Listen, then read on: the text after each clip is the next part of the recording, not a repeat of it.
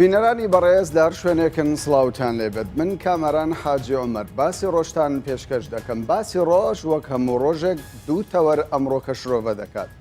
تەوەرێکیان تایبەتە بە دەستپێشخەری نوێنەری بارزانی و دیدار و کۆبنەوەکانی لەگەڵ پارتە ئیسلامیەکان وەکو زانرا ئەمڕۆکە نوێنەری سەرۆکی هەرێمی کوردستان مەسعود بارزانی لەگەڵ ئەمیری کۆمەڵی ئیسلامی عەلی باپیر و هەروە ڕابەری گشتی بزوتنەوەی ئیسلامی عرفان عەبدولعەزیز دیدار و کۆبنەوەی ساز کرد. باس لەوە دەکرێتن کە بۆچوونی جیاواز لە نێوان پارت و لایەنە سیاسیەکان هەیە سەبارەت بە ڕێخستنەوەی نێوماڵی کورد و هەروەها هەڵوێستی پارت و لایەنە سیاسیەکان تا ڕادەیەکی باش نەرمی نواندووە. بۆ قسەکردن لەسەر ئەم پرسە بە شێوەیەکی ڕاستەوخۆ لە ستۆدیۆی سەنتەر کامل حاجی عەلی وەزیری پێشووی ئەوقاف و کاروباری ئاینی ئیسلامی لەگەڵمان بەشدار دەبێت. تەوەری یەکەمیشمان تایبەت دەبێت بە پرسی لە سێدارەدانی ژمارەێک لە گەنجانی کوردی سونە مەزهەب کە لە هەفتەی ڕابردوودا ژمارەێک گەنجی کوردی سونە مەزهەب لە کۆماری ئیسلامی ئێران بە تۆمەتی ئەوەی کە پەیوەندیان هەبووە بە گروپە تیرۆریستیەکان وەکو حکوومەتی کۆماری ئیسلامی ئێران باسی لێوە دەکات تێوەگڵاون لەگەڵ گروپە تیرۆریستەکان و حکمی لە سێدارەدانیان بۆ دەرچووە لە ماوەی ڕابردوودا زیاتر لە 29 کەس لە سێدارە دراون. بۆ قسەکردن لەسەر کاریگەریەکانی ئەم بڕیارەی کۆماری ئیسلامی ئێران و هەروەها پێکەوە ژیانی نێو پێکاتەکانی کۆماری ئیسلامی ئێران و کاردانەوەی لە نێوەخۆی کۆماری ئیسلامی ئێران و لە دەرەوەشدا قسە و گفتوگۆ لەگەڵ بەڕێز دکتۆر سەید ئەحمەد پێنجبینی وتاربێژ کە لە ستۆدیۆ بە شێوەیەکی ڕاستەوخۆ لەگەڵمان بەشدار دەبێت. هەروەها لە ڕێگەی تەلەفۆنەوە و لە شاری سنە حەسەن ئەمینی حاکمی شەرعی پارێزگای سنە بە شێوەیەکی ڕاستەوخۆ لە ڕێگەی تەلەفۆن لەگەڵمان دەبێت. هەروەها بەڕێز موختار هۆشمان لێکۆڵەری ئیسلامی سیاسی لە شاری بەرلینی ئەڵمانیا لە ڕێگەی سکایپەوە بە شێوەیەکی ڕاستەوخۆ لەگەڵمان دەبێت. بەخێرهاتنی میوانەکانم دەکەم. سەرەتا دکتۆر سەید ئەحمەد لە تۆ دەست پێ دەکەم. دوای ئەوەی دەنگۆی ئەوە بڵاو بۆیەوە کە ژمارەیەک لە گەنجی کوردی سونە مەزهەب لە نێو کۆماری ئیسلامی ئێران لە سێدارەدران لەم لاو لەولا نیگەرانی لەلایەن هەندێک کەسایەتی ئاینی و پارتی ئیسلامی لێکەوتەوە. ئەم نیگەرانی ئێوە لە چیەوە سەرچاوی گرتووە؟ بسم الله الرحمن الرحیم. سەرەتا سڵاو ئەنێرم بۆ جەنابتان و بۆ یەکەیەکەی بینەران و بیسەرانی ئازیز سڵاوی خوا لە هەموو لایەک. جێگەی خۆیەتی کە کاتێک کەتنێکە کرێ دژی مرۆڤایەتی، دژی خاکی، دژی زێدی، دژی خوێنی، دژی سەری ماڵی، دژی پیرۆزیەکانی مرۆڤەکانی تر وەکو نەوعێ لە تەعاونی عەلە البری وەتەقوا بەدەنگ بێن و دژی ستەمکار و داگیرکار بێنە گۆ بەڵکو یەک بگرن بەڵکو بە هەموو هێزێ نەفرین و بکەن لەوانی کە ستەمەکەن کە ئەم ژینگە ژەهراوی و ژەنگاوی و ئیکەنە ژانگە و ئەو مافە پیرۆز و سابتانی کە خوا بۆ مرۆڤی داناوە و هەموو شریعەتی ئەرزی و ئاسمانی ئیقراری کردووە دانی پیاناوە و بەرجەستەی کردووە ئەوانە هەمووی پێشێل کە ئەوجا دۆ ئەوەش بە ناوی ئاسمان و بە ناوی خوا و بە ناوی ئەهلی بەیت و ئیمام و ئەم شتە پیرۆزانش بەکاربێنێ بۆ کەتن و تاوانی خۆی بەڕاستی ئەوە وەختی حەیفە کە مرۆڤەکان یەکدەنگ و یەکڕا و یەکسەنگەن نەبن لە دژی ئەم تاوانانە کە ئەکرێ. ئێمەش وەکو موسڵمان وەکو ئینسان وەکو کورد وەکو کوردستانی جگەرمان ژانەکە هەناومان نرکەوناڵە ئەکا کاتێککە ئەبینین وەکو مریشک بکوژی ئاوا بەم شێوە خێراخێرا هەر تۆزە و هەر دوای چەند زەمانێک کۆمەڵێ لەو گەنجە بێتاوانە گوناها ڕۆشن بیرانە. بەڵام چۆن دەکرێت ناو لەو گەنجانە بهێنرێت بێتاوان گوناه لە کاتێکدا ینی دەسەڵاتدارانی کۆماری ئیسلامی ئێران باسدەوە دەکەن ئەوان تاوانیان هەبووە و هەوڵی نانەوەی پشێویان داوە لە نێو کۆماری ئیسلامی ئێران تەنانەت پەیوەندیان بە گروپە تیرۆریستەکانەوە هەبووە. ئەوانەی کە خەڵک قەلع و قەمعەکەن و خاکی خەڵک داگیرەکەن هەر ئەو هەمان داوایان هەیە. ئەمریکا کە وڵات داگیرەکە چین ڕووس کۆن و نوێ هیتلەر و لینین و مۆسۆلۆنی و ئیتالیا و کوێ ئەمانەکە وڵاتیان داگیر کردو هەر خەڵکی وڵاتەکان ئیتهام کردو بە تۆرۆریست و بە ئیرهاب و بە چی خۆیشان کە هاتون خۆیان داناوە بە ڕزگارکە و ڕزگاری خواست. ئەمە کۆنە ئەم قەوانە کۆنە بەسە بێ مرۆڤ سەلیقە و عەقڵی بێ بزانێت کە من هام لە خاکی خۆما بۆ ئەبێ من ترۆریست بم. ئەوجا ئەگە ترۆریستە فەرمو ئەو محکەمەی نێودوڵەتی هەیە ئەو یاسا گشتیەکان هەیە بە ئەوانە ئامادە بن با پارێزەری ئەم لاولا حاضر بن و ئەوان بڕیار بدەن کە ئەمە تاوانبارە کامە تاوانەکەیەتی کامە تەقینەوەکەی بەڵام ئێوە لەسەر چه ئەساسێک گومان لە شەرعیەتی دادگا دەکەن؟ لەبەر ئەو دادگا هەر ئەو دادگا بوو سەدانی تری کەڵەپیاوی ئەهلی سونە لە بەلوچ و لە کورد و لە فارس و لە خەڵکی شیراز و ئەمانە لە ئەطیبا لە هەموو توێژەکان ئەوەی کە ڕۆحێکی زیینوی تایە بتوانێت فویەکە بۆ میلەتە داماوزەبوونا زیینوی کاتە جارێکی تر سەدان و هەزارانن قەڵاچۆ کرد وەکو دەوڵەتی سەفەوی کۆن سەفەوی تازەش وای کرد ئەوە ئەحمەدی موفتیزادە ئەوە ناسری سوبحانی ئەوە مەلا محەممەدی ڕەبیعی ئەوە فاروقی فەرساد ئەوە محەممەد ساڵحی ضیایی و دکتۆر عەلی مظەفەریان سەدان و هەزارانی تر لەو کەڵەپیاوانە کە سەدان ساڵی تر پیاوی وەکوانە دروست نابێت چۆن ئەوانە بە بێناس سەریان نایە و بەناوی الله مفسیدی فی الأرض و محاربی باخودا و ئیمام و ضد ویلایەت الفەقیه و ئاسانە ئەو درۆ دەلەسانە مەگە سەدام وای نەکرد مەگە هیتلەر وای نەکرد مەگەر هەموو ستەمکارەکانی مێژوو هەر هەمان داوایان نەبوو هەر هەمان درۆدەلەسیان و دەوڵۆزرنای لێ نەداوە بۆ قەڵاکردنی ئەوان باس دەوە دەکەن ئەو کەسانەی کە لە سێدارە دراون ینی پەیوەندیان هەبووە لەگەڵ گروپە تیرۆریستەکان تەنانەت باس دە گروپی تەوحید دەکەن کە ئەوان بەیەکەوە کاریان کردووە و دەستیشیان هەبووە وەکو گوتم لە هەندێک پشێوی کە لە نێو کۆماری ئیسلامی ئێران دروست بووە و بەڵگەشیان هەیە بۆ ئەو مەسەلەیە. با بەڵگەکان نیشان بدەن با ئەو چەک و سیلاح و سە خەڵکی تەفقیقی سیاری ئەکە ئەتەقێنێتەوە دیارە ئەوە داعش و ئەوە میلیشایە ئەوە دیارە جینایەتەکانیان دیارە لە فەلوجە و لە ڕوومادی و لە تکریت و لە شەرگات و لە گدوس خورماتوی شەهید و لە گوڵاڵی سەربڕا و لە زۆر شوێنی تر دیارە ئەوە دیارە ئەمان بەڵگیان چێ ینی ئەو گەنجە خۆی فەرم و پڕبەدەمی هاوارەکە شەهرامی ئەحمەدی بەهرامی ئەحمەدی لە تەمەنی گوڵان بەبێ هیچ گوناهەیە ئەوە دایکەوە باوکیان و واقعەکان ئەوان دەڵێن ئەوان سەر بە گروپی تەوحید و جیادن لە لایەکی دیکەوە ینی تەنانەت هەڵیان کوتاوەتە سەر چەند دوکاندارێکی زێڕینگر و پارە و مولکی و دوکاندارانەشیان بردو. باشە بە ئەو دوکاندار و زێڕنگەرانە خۆیان بێن شکاتیان لەکرد لە دەرەوە لە ناوە بە ئەوانە مدعین بۆچی ئەمان ئەبێ خۆیان کرد بە محامی ئەمان کوا کەیشتی وا بووە ئەمجا کەی شتێک هەیە ناوی تەوحید و جیهادی بۆچی کەس ئێرە ببوورێکێتەوە کەس بکۆکێ لە ئێرانە یەکسەر تەسفیی ناکەن بۆچی ئەو خەڵکانی تر کە ئاماژەم بە بڕێکیان کە دە هەندی ئەوەی و سەد هەندی ترن گوناهاکانیان چی بوو ئەحمەدی موفتیزادە ناسری سوبحانی بەس گوناهاکەی چی بوو من بیری مێ کە لە ئێرابی مامۆستا سەلاحیان گرد وتیان تۆ ئەمە تلیاک و مخدراتی فرۆشتووە مەسەلەن ئەمە ئاسانە ئیتیهام ئاسانە وەیە لە قانون ئەڵێ المتهم بريء حتى تثبت إدانته أوجه بشيء إثبات كريه بهو إثبات كريه أبي أدلة إثبات هي أنواع أدلة هي أرجو آسماني أبي ببي أو أنا هيج أدلة جديدة أما أنا بجري كردي أو خلقا كان بدارة لبازارة لكن بوس لنا هربز لكردي كخو بو إهانة بو ملتي كدو بو قزي كدي شو كإعدام جل كتابتي هي حتى أوجلش في روانا بينن أنجا أو جنجج معنا فرمو أو تاريخ أو رابردي چی کردو شتێک هەنیە بەناوی تەوحید و جیهاد خۆیان دروستیەکەن ئەو لە کتێبەکانی ئەوانە نووسراوە هەر کەسێ شیعەنە بۆ ئەوە پێ ئەوترێ ناسبی پێوترێ وەهابی و تر ئەبێ ماڵی خوێنی عرضی ناموسی وجودی حەڵاڵە ئیبادەیەکێت و ئیستصالیکێ ئەمەی کە ئەکەی لە عێراق و لە سووریا هەر بە هەمان ئەجیندە زۆر باشە دکتۆر سەید ئەحمەد دەمینەیەوە لەگەڵمان دەچیمە لای بەڕێز موختار هۆشمەند کە لە ئەڵمانیەوە بە شێوەکی ڕاستەوخۆ لە ڕێگەی سکایپ لەگەڵمان دەبێت. بەڕێز موختار جۆر لە قسەکانی دکتۆر سەید ئەحمەد بوو بازدەوە دەکاتن کە لە سێدارەدانی ئەو گەنجانە کە لەلایەن دادگاوە بە بڕیارێکی دادگایی کۆماری ئیسلامی ئێرانی دەرچووە لە سێدارە دراون بازدەوە دەکاتن کە ناوەڕۆکەکەی بەتاڵە ینی ئەوان تاوانیان نییە ئێوە خوێندنەوەتان چێ لەم بارەوە؟ بەڵێ ئێمە بەپێی دیارە پارادۆکسێک هەیە بەڕاستی بەنسبەت ئەم کەیسەوە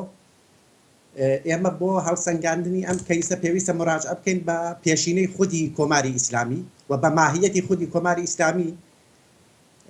مێژووی کۆماری ئیسلامی لە ناوخۆی ئێران و لە دەرەوەی ئێران پیشان ئەدا کە ئەم دەسەڵاتە دەسەڵاتێکی تا سەر ئێسقان لایەنگیری ڕەوت و گروپە تێرۆریستیەکانە و بۆ گەیشتن بە ئەهداف و ئامانجەکانی بەردەوام لە کاتی خۆسەپاندنیەوە هەتا ئێستا لە شێوازی کاری تێرۆریستی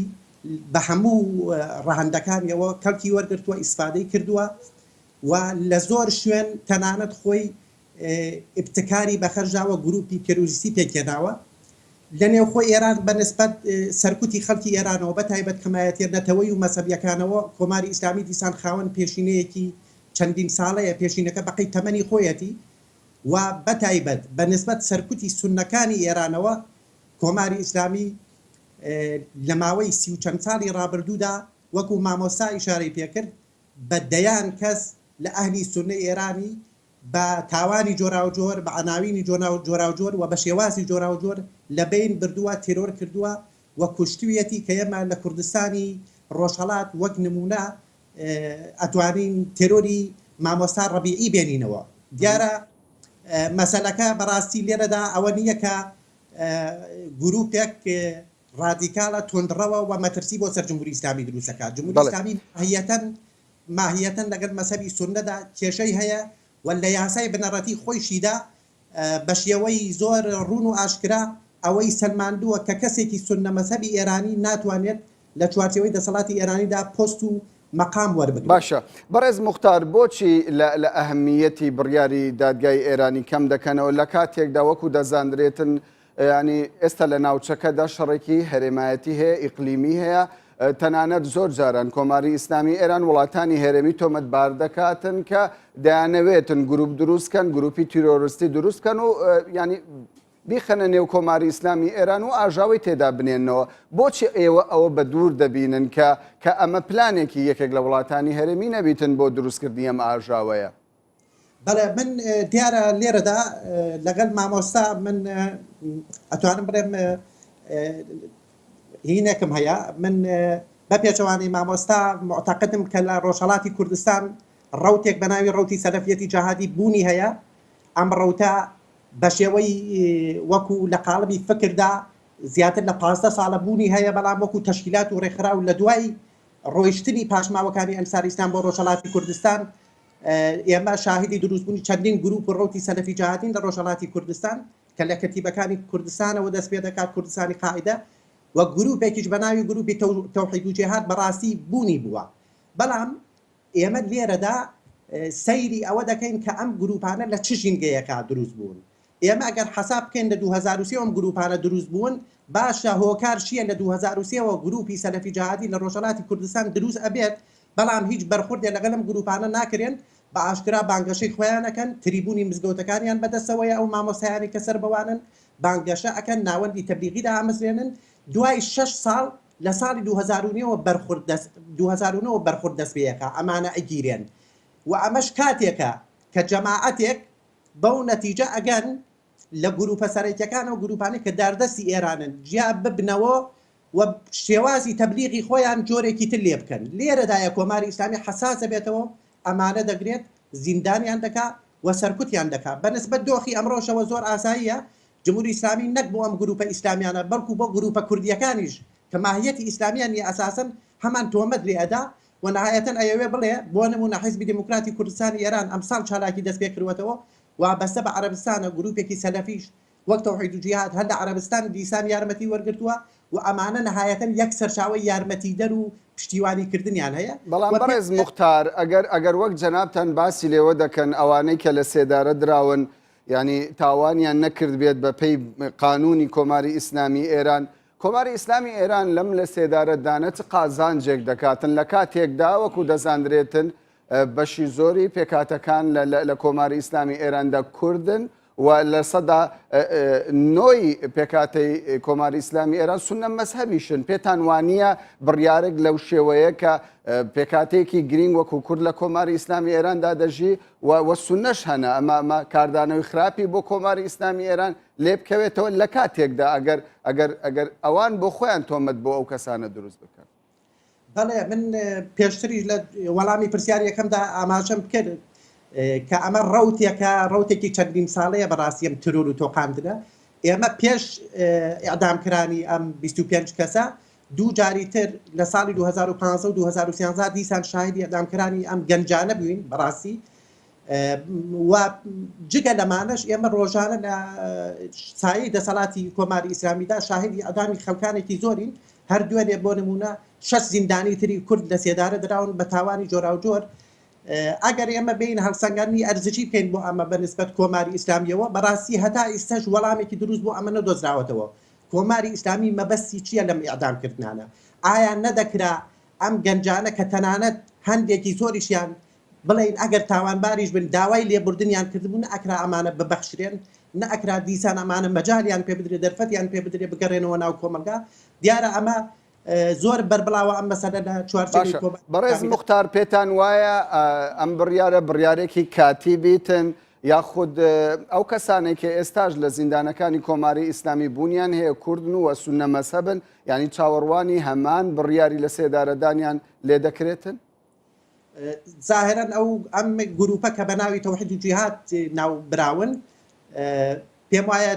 6 کەسێکی تریان مابێت کە حکمی ئەدامیان لەسەر بێت پێشتر 15 کەسی ئەدام کراوە تا ئێستا نزیک بە 40 کەس 40 و چەند کەسێکیان ئەدام کراوە بەپێی زانیاریەکانی ئێمە بەپێی زانیاریەکان لە ڕۆژی سێشەممەی ڕابردوودا 21 کەس لە سێدارە دراون ئێستاش 17 کەسی دیکە بە هەمان تۆمەت لە نێو زیندانیەکانی کۆماری ئیسلامی ئێران بەڵێ بێگومان خەڵکی تر ماوە بەڵام جگە لەمانە دیسان خەڵکی تریشەیە بەتایبەت بەلوچەکان زۆرن کە ئەوانیش بە شێوەی زۆر بەربەڵاو و بەردەوام ئیعدام مەکرێن کە بەداخەوە ئیعدامکردنی ئەوان ڕنگدانەوەیەکی ئاواهی نەبووە تاکو ئێستا. بەڵێ زۆر باشە بەڕێز موختار دەگەڕێمەوە لات ئێستا دەگەڕێمەوە لای بەڕێستان دکتۆر سەید ئەحمەد ئەم بڕیاری کۆماری ئیسلامی ئێران کاریگەری دەبێت لەسەر پێکەوە ژیان لە نێو خودی کۆماری ئیسلامی ئێراندا؟ حقیقەتەن هەر کەسێک دەستوری ئێران بخوێنێتەوە و ڕفتاری ئەم چەند ساڵە بە ناوی گواستنەوەی ئینقلابی ئێران بۆ وڵاتەکانی ترەوە ئەو هەموو تەشقەڵە و شەڕفرۆشی کە ئەیکا لە ئەفغانستان و لە سووریا و لە لوبنان و لە عێراق و بەڵکو لەو پەڕی دنیا و پەلکێشی ڕووس و ئەمریکا ئەکا وڵاتە ئیسلامیەکانی پێ خاپورەکە و 2 تەقە ئەکرێت لەو سنوورەی کوردستانی خۆمان لەوێ هەڕەشە ئەکا لە هەرێمی کوردستان خاپورەکەم ژێر و ژووری ئەەکەم بەربادی ئەەکەم ینی کەسی ئەوە قەڵس و ڕز بێ معنای تحملی کەسی تر ناکە هەر کەسێک کتێبی ئەمانە بخوێنێتەوە ئوسوولەکان ینی وصولی کافی و بحار الأنوار و کەشف الغمە و چی ئەزانێت کە ئەمانە تحملی غیری خۆیان ناکەن بۆ چونکە لە ئەسا فکری تەکفیری ئەمانە دایانەوە کە بە خەڵکەڵێن تەکفیری چونکە بەڕاستی هەچی باوەڕی بە ئیمامەت نەبێ و بە عیسمەتی ئەو ئیمامانە نەبێ و بە مەهدی نەبێ کافرە. کەواتە ئێوە کۆماری ئیسلامی ئێران بە دۆستی کورد نازانن بە دۆستی هەرێمی کوردستان نازانن؟ دۆشی هیچ کەس نییە تا دۆستی کورد بێ ئەگە دۆست وایە لەجاتی ئەوە کوڕاتەکە کاولکە مەتاری بۆ ئەکردینەوە برنجی بۆ ئەنادین لەجاتی تیلاک و مخدرات و لەجاتی جاسوسیەت و لەجاتی خەڵک بەشیعەکە. بەڵام کۆماری ئیسلامی ئێران لە ماوەی ڕابردوودا هاوکاری هەرێمی کوردستانی کردووە سەردەمی ڕاپەڕین دەرگای سنووری بەڕووی خەڵکی هەرێمی کوردستان کردوتەوە خەڵک ینی پەنای بردو بۆ کۆماری ڕاستە بەڵام دوایی لە مقابلی دەنکەمێوشێکە پەرداخی شەربەتی لێ وەرگتووینەتەوە بە زیادەوە ئەمە حقیقەتێکە و ئەوان ئیشەکەن تەماشای بەرنامە واقعەکان کە ئێمە نبوختانەکەی نەزیاد نەڵێن نەکەمەڵێ بەکو کەمەڵێ زیاد ناڵێن واقعەکە تەماشاکە چۆن تەشقەڵەکە بە هەموو ئەم دنیا چۆن مانعی نیە ڕووس بەو شوێعەتی ڕاکێشێ ئەمریکا بەو سەلیبێتە ڕاکێشە چۆن دەسەخاتە دەستی دوشمنان و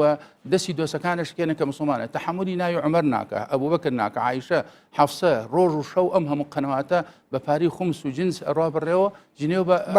مقدساتی ئەم مسلمانەدا شەهرامی ئەحمەدی وتی من سێ توهمەم ئاراستە کراوە یەکەم کوردم دووهەم سونیم سێهەم موافقی ئینقلابی ئەوانی بە مقدسی نازانم چونکە نیظام لای ئەوان مقدسە ئەوە ئاەت الله منتەزیر و شریعەت مەداری شیعەکانی خۆشان تاڵ ئەگەر بەم شێوەیە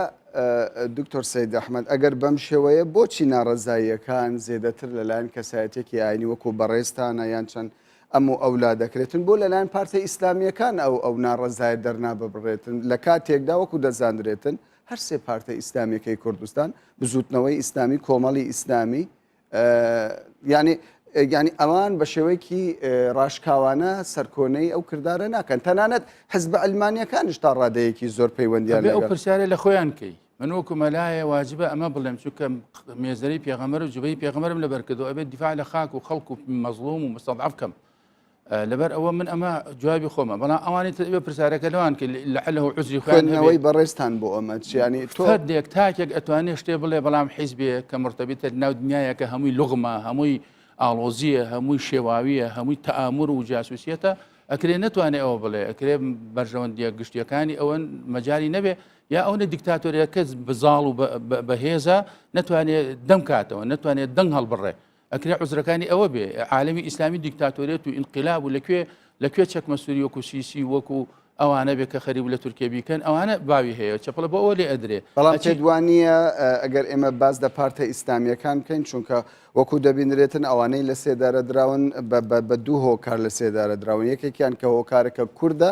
ئەوەی دیکەشیان کە سونە مەسەبە پارتە ئیسلامیەکان ناتوانن دەست پێشخەریەک بکەن بەیاننامەیەکی یا و بەش بڵاوکەنەوە داوا لە حکوومەتی کۆماری ئیسلامی ئێران بکەن کە چیدی کە ئەو کەسانە لە ئەوە ئەضعف الئیمانە ئەگەر نەیکەن ئەوە لە ئەضعف الئیمانش تێپەڕیون بەڕاستی ئەوە تەقسیرە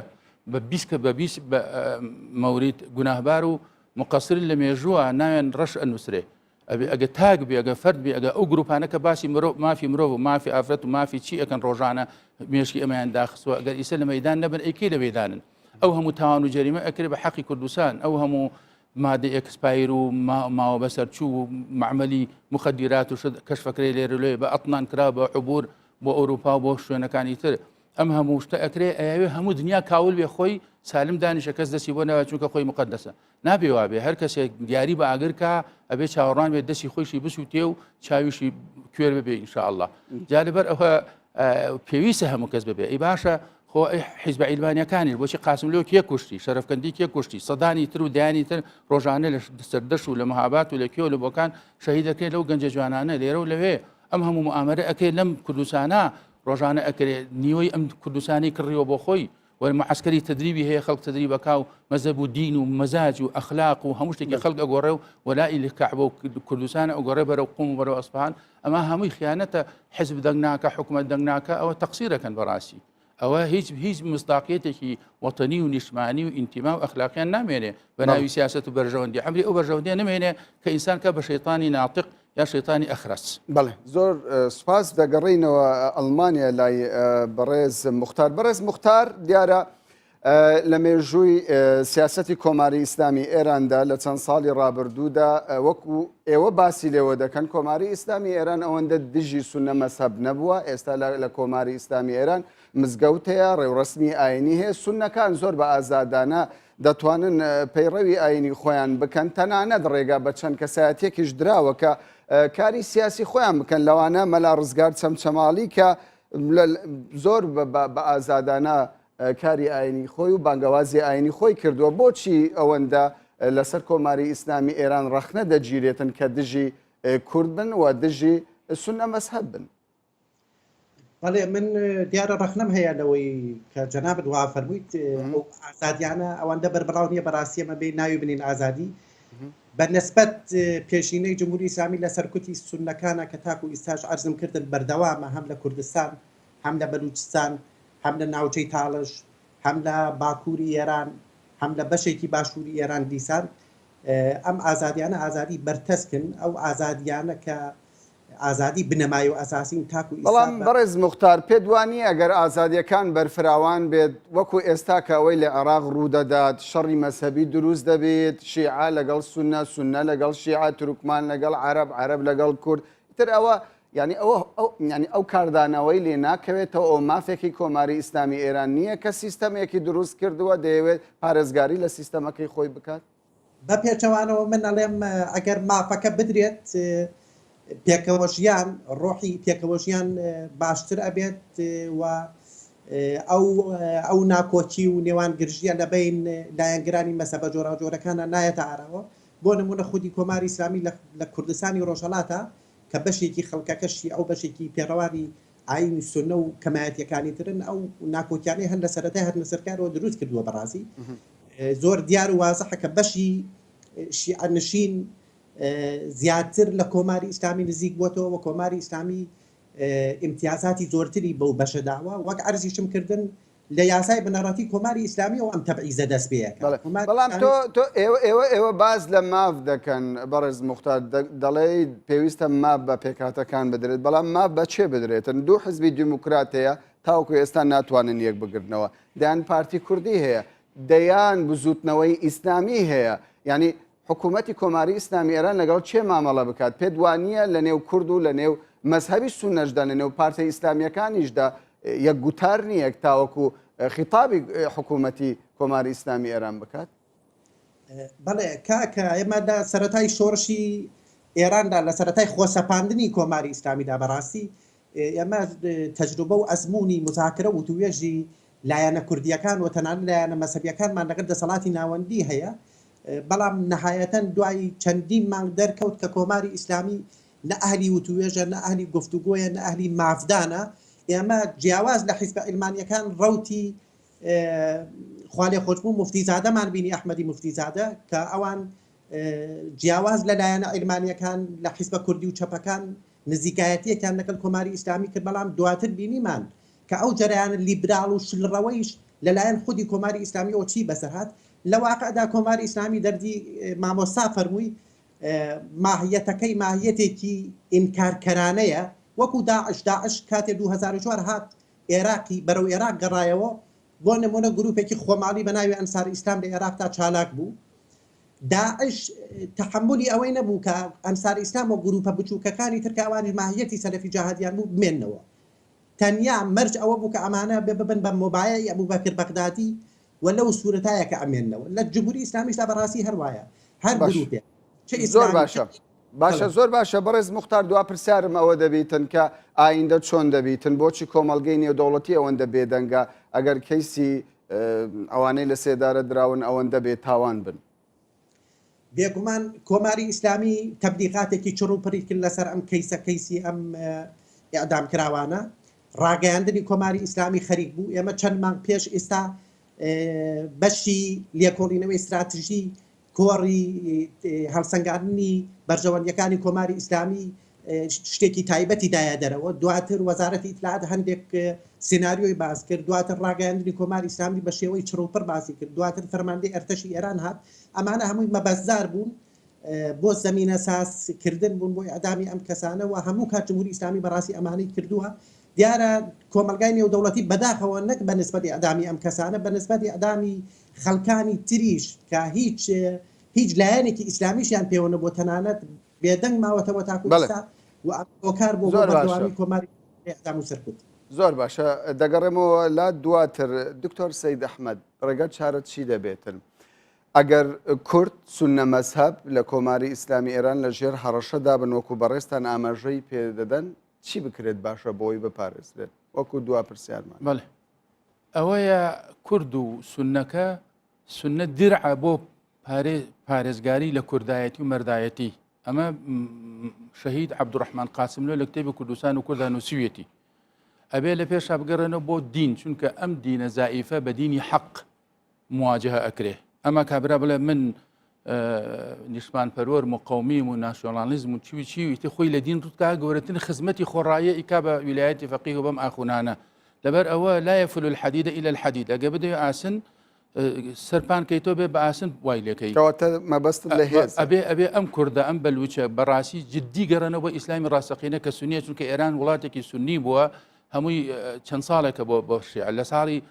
قرنی دەهەما بۆ کردیان بە شیعەویش بە کوشتەربڕین و کوشتن و بڕین و ئیبادەکردنی سەفەویەکان. بەڵام ئەوەش بە هەمان شێوە کوشتاری لێ ناکەوێتەوە، پێدوانیە وتەکانت خوێن ڕشتنی نەخێ. من باسی خوێن ڕشتن ناکەم. ئەوانە کە شەهید کراون گشتی لەسەر ڕێی و لەسەر فکر و سیاست و لەسەر کەلیمە و بەیان کوژراون. تاقێکی دەما دالاسیکێکیشی پێوە نەبوو نێشی تەقاندووە. بە تایبەتی عەلامە مورتیزادە و سوبحانی و ئەوانەی کە ئاماژەم پێکرد. مەلا محەممەد ڕەبیعی بێجگە لە کتێب و ئیعلام لە کرماشان چی هەبووە، سەدانی تر و هەزارانی تر. لەبەر ئەوە ئەبێ ئەهلی سونە بەڕاستی یەک بگرن و ئەبێ ئەم خەڵکانێک کە باسی مافی مرۆڤەکەن، ئیمامی متحیدە و منەظەمات ڕێکخراوە مەدەنیەکان و خەڵکانی خێرخواز و ئازادی خواز بێنە دەنگ لەسەر ئەم جینایەتانە کە بەناوی ویلایەت و ئەهلی بەناوی ئەهل بەیت و ئەکرێت کە بەسەر ڕاستی ئەهلی بەیتی کیسرایە نەک ئەهلی بەیتی محەممەدە. دیارە کات ڕێگەمان پێنادا گفتوگۆی زیاتر بکەین. دکتۆر سەید ئەحمەد پێنجوینی و تاربێژ زۆر سوپاست دەکەین. هەروها لە شاری بەرلینی ئەڵمانیەوە موختار هۆشمەند لێکۆڵەری ئیسلامی سیاسی کە بە شێوەیەکی ڕاستەوخۆ لەگەڵمان بووی، زۆر سوپاسی بەڕێزیشتان دەکەین. دیارە پێشترش ئاماژەم بە حەسەن ئەمینی حاکمی شەرعی سنە کە لە شاری سنەوە لەگەڵمان بەشدار دەبێت. دیارە بەهۆی هۆکاری تەکنیکیەوە بەڕێزیان نەیتوانیوە بەشداری لە پرۆگرامەکەمان بکات. بەڵێ بەڕێزانم باسی ڕۆژ بەردەوام دەبێت. دوای کەمێکی دیکە تەوەری دومی باسی ڕۆژ دەکەینەوە. ئێستا دەچینە وچانێک و دواتر دەگەڕێینەوە خزمەت.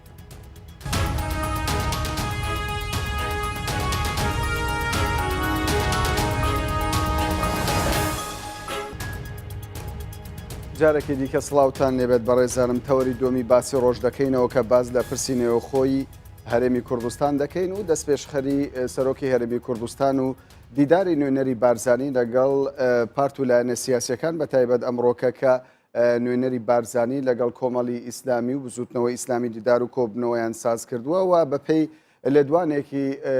ئەمیری کۆمەڵی ئیسلامی علی باپیر باس لەوە دەکاتن کە هەڵوێستی لایەنە سیاسیەکانی هەرێمی کوردستان گۆڕانکاری بەسەر داهاتووە و نەرمیەکەیە لە هەڵوێستەکانیان ئایا هەرێمی کوردستان بەرەو یەکگرتنەوە و سربەخۆیی هەنگاو دەنێتنی یاخود مەترسی دابشکردنی هەرێمی کوردستان بەهۆی یەکنەخستنەوەی نێوماڵی کورد تاوکو ئێستاش لە ئارادای بۆ قسەکردی زیاتر لەسەر ئەم پرسە میوانداری بەڕێز کاملی حاجی علی ئەندامی ئەنجومەنی شوڕای بزوتنەوەی ئیسلامی بە شێوەیەکی ڕاستەوخۆ لە ستۆدیۆی سنتەر لە شاری هەولێر لەگەڵماندایە. بەڕێز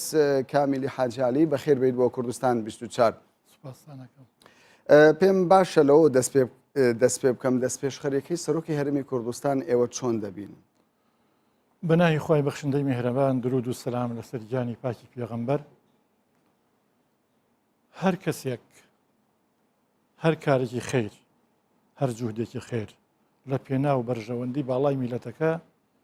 هەنگاو بنێ ئێمە سوپاس یەکەین، پیرۆزبایی لەکەین، هاوکاری ئەەکەین ئەوەی لە توانامانە بێت و ئەوەیشی کاک مەسعود ئەو هەنگاوەی ناوە وەکو کاک مەسعود وەکو ئەوەی کەوا لەوە پێشش دەوری خۆی بینیوە ئەبوایە زووتر بواە و ئێستش نەچووە بچێ. ئەوەی کە کاک دکتۆر فوئاد ڕۆشتووە سەردانی لایەنەکانی کردووە هەموو لایەنەکان پێخۆشحاڵ بوون بەو سەردانە. وەکو خۆتان ئاگادارن و خەڵکی کوردستانیش هەموو ئاگادارە لەو پێش پرۆژە و کۆبوونەوە و کۆبوونەوەکانێک لە دوای یەک کراون، بەڵام هەر خەڵک وتویانە کۆبوونەوە لە دوای کۆبوونەوە، بەڵام بۆ ئەم مبادرەی ئەخیرە خەڵک ئەمەلێکی هەیە. ئەو ئەمەلەش ئەوەیە نەتیجەی هەبێ ئینشاءالله. ئینسان دائیم تەفاؤلی بە خێر هەبێ باشە، نەک تەشاؤم بێت. لەبەر ئەوە هەر کارێکی خێر بۆ خەڵکی کوردستان، بۆ نیشتیمانەکەمان، بۆ وڵاتەکەمان، هەر کەسێ بیکە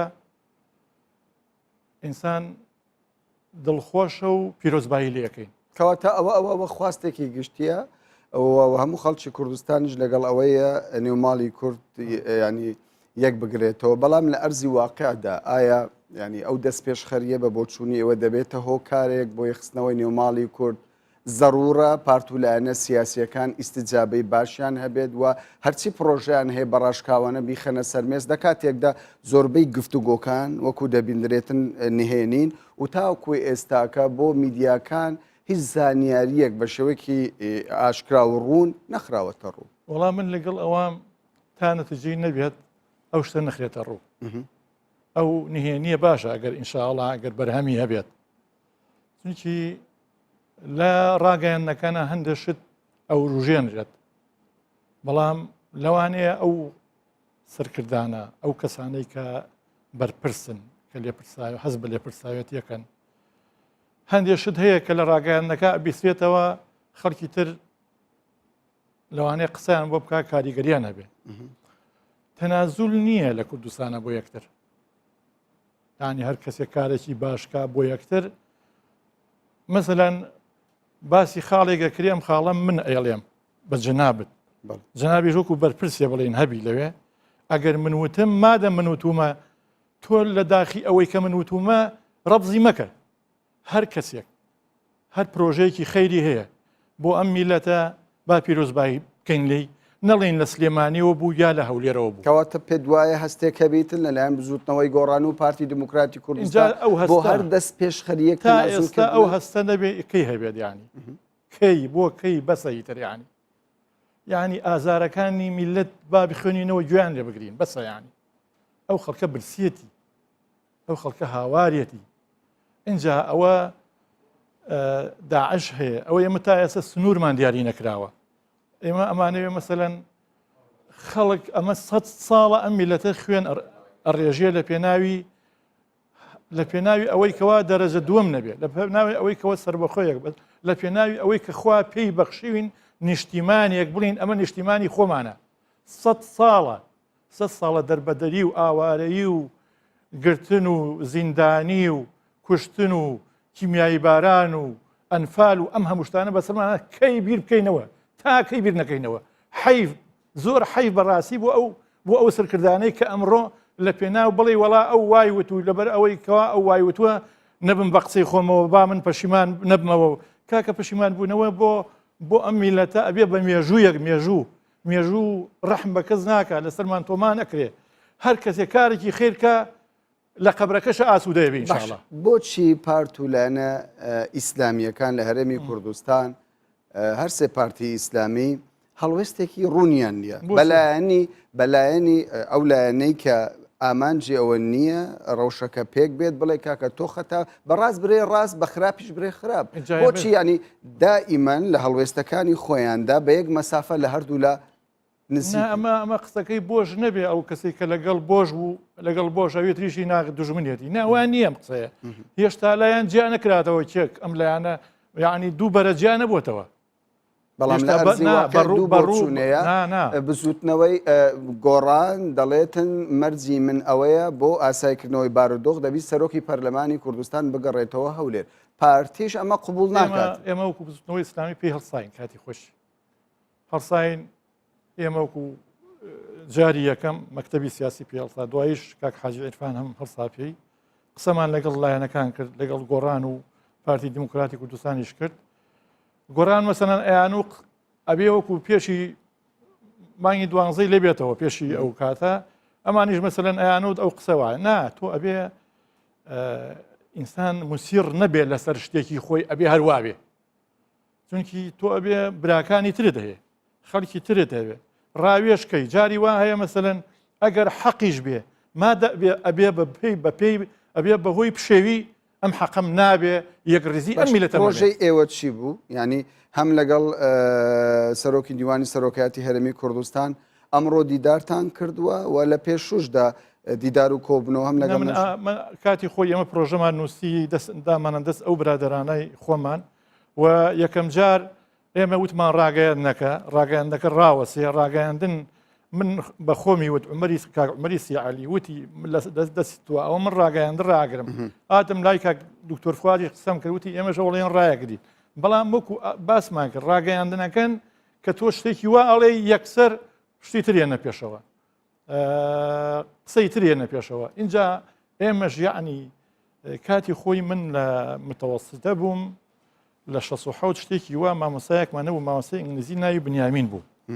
وتی مناڵانی کورد بە دەنگی تۆپی تەبابە گوێیان ئەکرێتەوە ئەڵێم لەو ڕۆژۆ ئێمە یعنی ئەبێ ئەوەنە بیر بکەینەوە نەتیجەیەک بین بەم خەڵکەی خۆمان خەڵک یعنی خەڵک زۆر ماندووە لەبەرەوە ڕجاعن دێرەوە داواکەم ڕجاعەکەن لەو سەرکردانە هەرچییان هەیە لە پێناوی بەرژەوەندی باڵای ئەم میلەتە لە پێناوی ئەم نیشتیمانە لە پێناوی ئەو ناڕەزایانەی ئەم میلەتە کە لە کەمینان هەموو ڕۆژێک پەلاماری ئەم میلەتە بن کە رازینین بەو شێوازی کە ئێستا ئێمە تایە دانیشتوین کە داعش دایم لە کەمینایە و دوای داعشش ئەناڵێنین دەستی ترەوە با هەر لە ئێسەوە ڕیفراندۆمە شتە بە دەستە جەمعی بە یەک دەنگ بە یەک هەڵوێست هاوار بکەین کەوا ئێمە سربەخۆیمانەوێ بۆ ئەم کوردستانە زۆر باش ئەوە بڕاو بۆ چنی بزوتنەوەی ئیسلامیە بەڵام قسەی زۆر ئێستا لەسەر ئەوە دەکرێتن هەرێمی کوردستان بەرە و دوو ڕێیان هەنگاو دەنێتن ڕێیانێکی بۆ سربەخۆیە بۆ دروستکردنی دەوڵەتی کوردی و کوردستانیە ڕێیانێکی دیکەش ئەوەیە بەهۆی ناکۆچیەکانی نێوماڵی کورد ئەگەری ئەوە هەیە هەرێمی کوردستان نەوەک هەنگاو بەرە و سربەخۆی بەهاوێژێتن بەڵکو مەترسی ئەوەی لەسرە هەرێمی کوردستان بۆ سەر سێ هەرم دابەش ببێتن ئێستا کامەیان نزیکترە لەم بارودۆخەی کە هەرێم پێیدا تێپەڕ دەبێت خۆی من وا ئەزانم تاکێکی کورد نییە حەز بە سەربەخۆی کوردستان نەکە تاکێکی کورد نییە هەموو هیوای مناڵان و دایکی شەهیدان و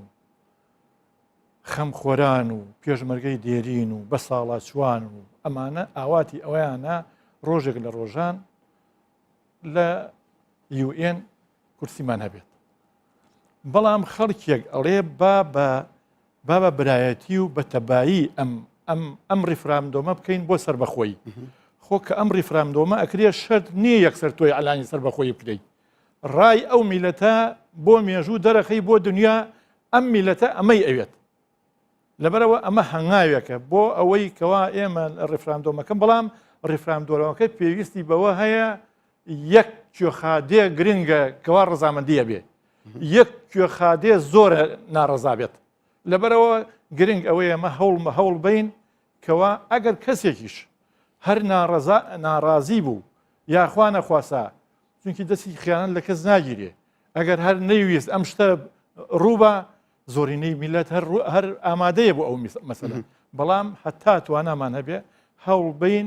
هەموو لایەنەکان کورد بپارێزن دیارە کاتم زۆر نەماوە بەڕێز کامیلی حاجی عەلی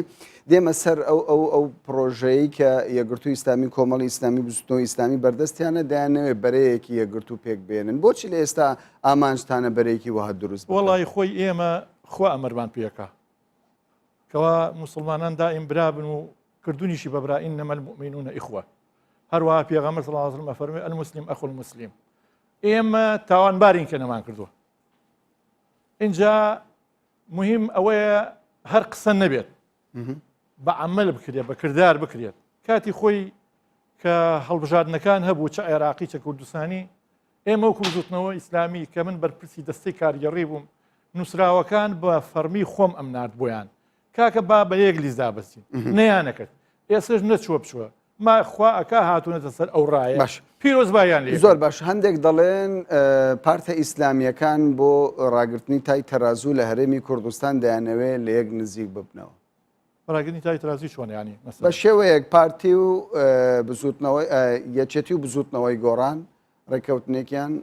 ئیمزا کردووە لە یەک نزیک دەبنەوە پارتیش لەلایەکی دیکە و پارتە ئیسلامیەکانیش دانوێت ژمارەیەکی دیکە وەڵا خۆی ئێستا لە ئەوروپا ئەوێ هەموو ئەوروپا یەک بەرە بێت وانە هەر ئێمە هەوڵ بین هەموو ئینسانیەت هەموو برای ئینسانیەتە شەڕ و شۆڕ و مەسائلە خوا نەیویستەوە ئینسان ڕقی لە ئینسان بێت ئینسان ڕقی لە کردەوەکانی ئینسانەکان بێت ئێمە ژوەکو مسلمان ئەم میلەتەی ئێمە لە ساڵانەوە پێنجی مسلمانە بۆ حەز نەکەین هەموو لە یەک بەرا کۆبێتەوە لە یەک بەرا کۆبێتەوە ئەمە دەردێکی حیزبایەتی تەسکە تەعەسوبێکی حیزبایەتیە ئەم شتە هاتوۆتە ئاراوە ئێمە هەوڵ بین نەهێڵین ئێمە ئەوە ئیسلامیەکان ئەگەر خوا ڕەزامەندی لەسەر بوو هاتینە سەر ئەوەی کەوا کۆمەڵێکی خەڵکی کوردستانمان دڵخۆش بوو کەوا ئیسلامیەکان بوون بە یەک بەرە و خاڵی هاوبەش زۆرە ئێستا خاڵی هاوبەش بوو هەمومان زۆرە هەمومان ئەڵێن مسلمانین واعتصموا بحبل الله جميعا ولا تفرقوا ئەگەر دەست بە حەبلی خوا بگرین هەموو میلەتی کورد کێشەمان نامێنێت چاوەڕێ دەکەن لە داهاتوودا ببنە پارتێکی بەهێز کارتێکی بەهێز لە نێو پەرلەمانی کوردستان و لە نێو گۆڕەپانی هەوڵ دەین هەموو حیزبی هەوڵی خۆیان بووەوە بە 17 کورسی دەتوانن گۆڕانکاری دروست بکەن نێ گۆڕانکاری ئەوەیە قسەی خیر بکەی خۆ جاری وایە تۆ بە زۆرینە و کەمینە نییە زۆر باشە کا جاری وایە ئینسانێک یەک تەرحی و پێشنیاری باشی هەیە یەک زەلامیشە هەموو لەوانەیە هەموو پەرلەمان تەئیدی ئەو قسە بکە ئەو تەرحە دیارە هیچ کاتم نەماوە بەڵام من حەزم دەکرد قسە لەسەر کۆنگرەی ئەم دوای بزوتنەوەی ئیسلامی بکەم پێتان وا بوو کۆنگرەکە سەرکەوتو بوو لە کاتێکدا کۆمەڵێک گلەییتان هەبوو وەڵای ئەمە گلەیمان هەبوو اینجا لەلایەن پرەنسیبی حیزبیە و لاواز بوو چالاکی مەڵبەندەکان بە هیچ شێوەیەک چالاکی ئۆرگانەکان باز نەکرا هەروەها کەم و کوڕی کەسەکان کەسایەتیەکان ئۆرگانەکان باز نەکرا پێت وایە غەدر لە کامیلی حاجی عەلی کرا لەم کۆنگرەیەدا وەڵی ئیترەوە ئێمە و خەڵکا گەیشتبوونە ئاسێ گوتمان ئاستی ئەندام مەڵبەند داوامان لێ کردبوو ئێمە من پرۆژەیەکیشم نووسی بوو ئەمەیە کەم و کوڕیەکانم دیاری کردبوو چارەسەریشم دیاری کردبوو بەڵام ئیتر خەڵکە ئاوا دەرچوو بەوە ڕایکۆتکردنی ژمارەێک لە ئەندامانی کۆنگرە پەیوەندی بە وەڵی خەڵکێک حەزمانەکرد ئێمە وەکو من خۆم حەزمەکرد هەمووی بەشدار بووایە بەڵام نەهاتن ئەو خەڵکە زۆرە هیواشم هەبوو ئەو خەڵکە باتایە باش بوو تقریبا نزیکەی 50 کەسێک دەنگی بڵێن نەدا تەلەف بوو